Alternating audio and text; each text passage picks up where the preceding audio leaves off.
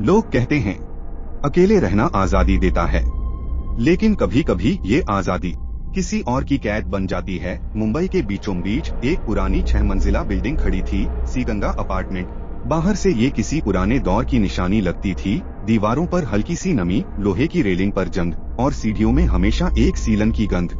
लेकिन इसके बावजूद यहाँ रहना सस्ता और शहर के बीचों बीच था, इसलिए किराएदार आते जाते रहते थे। आज शाम एक ऑटो के सामने रुकते ही एक लड़की बाहर उतरी।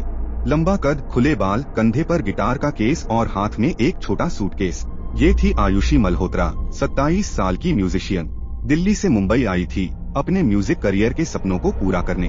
चौकीदार, एक बुजुर्ग दुबली काया वाला, झुके कंधों के साथ खड़ा, मुस्कुराकर बोला, मैडम, चौथा माला 4B, चाबी यहाँ है। आयुषी ने सीढ़ियाँ चढ़ते हुए ऊपर देखा। बिल्डिंग में लिफ्ट थी, लेकिन वो बंद पड़ी थी, पुराने अखबार से ढकी, और रिपेयरिंग का बोर्ड टेढ़ा लटक रहा था। सीढ़ियों की हर पायदान से हल्की सी चरमराहट की आवाज आती। कमरे का दरवाजा खोलते ही एक ठंडी हवा का झोंका अंदर से आया। फ्लैट छोटा था, एक सिंगल बेड, एक अलमारी, एक खिड़की से दिखता शहर का नजारा, और कोने में खाली जगह जहां उसने कीबोर्ड रखने का सोच लिया। उसने खुद को आईने में देखा, थकी हुई लेकिन संतुष्ट। यहीं से शुरू होगी मेरी नई जिंदगी, उसने मन में कहा। कुछ दिन बीत गए। आयुषी अपने नए फ्लैट में सेट हो गई थी। उसने एक कैफे में पार्ट टाइम जॉब करना भी शुरू कर दिया था। सुबह वह कैफे में जॉब करती और रात को अपनी सिंगिंग की प्रैक्टिस करती। एक सुबह जब आयुषी ने कीबोर्ड की ओर देखा, कुछ चाबियां दबाई हुई थीं। उसने सोचा शायद पैकिंग में दब गई होंगी, लेकिन बात उसके दिमाग में कहीं बैठ गई। दूसरी रात गिटार ट्यून करते हुए उसने महसूस किया कि पर्दा हिल रहा है। उसने खिड़की चेक की, बंद थी, हवा भी नहीं चल रही थी। वो हंस दी, शायद ऊपर से कोई ड्राफ्ट आ रहा होगा। लेकिन उसी रात 2 बजे उसकी नींद अचानक खुली। उसे लगा जैसे कोई धीरे धीरे उसके कमरे में चल रहा हो। उसने लाइट ऑन की, कमरा खाली था। सुबह गिटार की एक स्ट्रिंग टूटी हुई मिली। तीसरी रात उसने कुछ और अजीब सुना। कीबोर्ड से एक हल्की सी धुन बजने लगी, धीरे फिर तेज। आयुषी ने समझा शायद पड़ोस से आवाज आ रही होगी, लेकिन आवाज सीधी उसके कमरे के कोने से आ रही थी। जब वो पास गई, कीबोर्ड अपने आप बज रहा था। उसने मोबाइल उठाकर वीडियो रिकॉर्ड करना चाहा, लेकिन जैसे ही कैमरा ऑन हुआ, कीबोर्ड रुक गया। अगली सुबह आयुषी नीचे चौकीदार के पास गई। काका, इस फ्लैट में पहले कौन रहता था? चौकीदार पहले तो चुप रहा, फिर बोला, मैडम, आप क्यों पूछ रही हैं? बस ऐसे ही कुछ अजीब लग रहा है।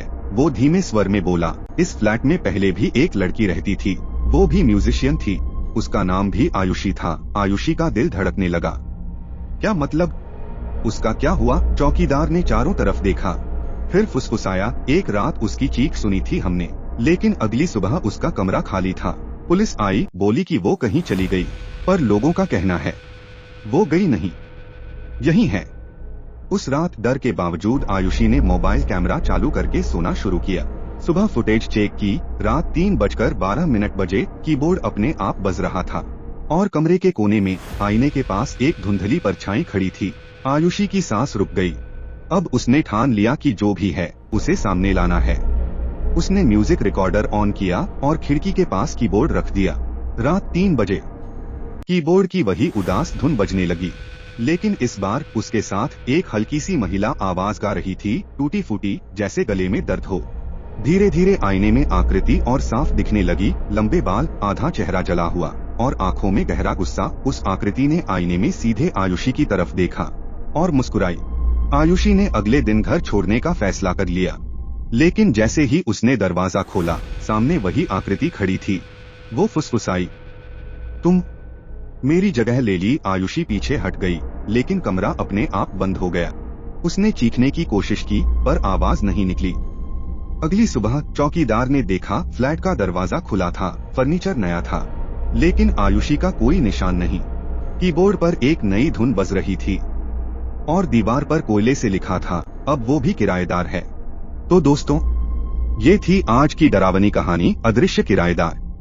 क्या आपने कभी ऐसा महसूस किया है कि आपके कमरे या घर में कोई और भी मौजूद है, भले ही वो दिखाई न दे? और अगर आपको ऐसा कोई फ्लैट मिले जहां पहले भी कुछ अजीब हुआ हो, तो क्या आप वहां शिफ्ट होंगे?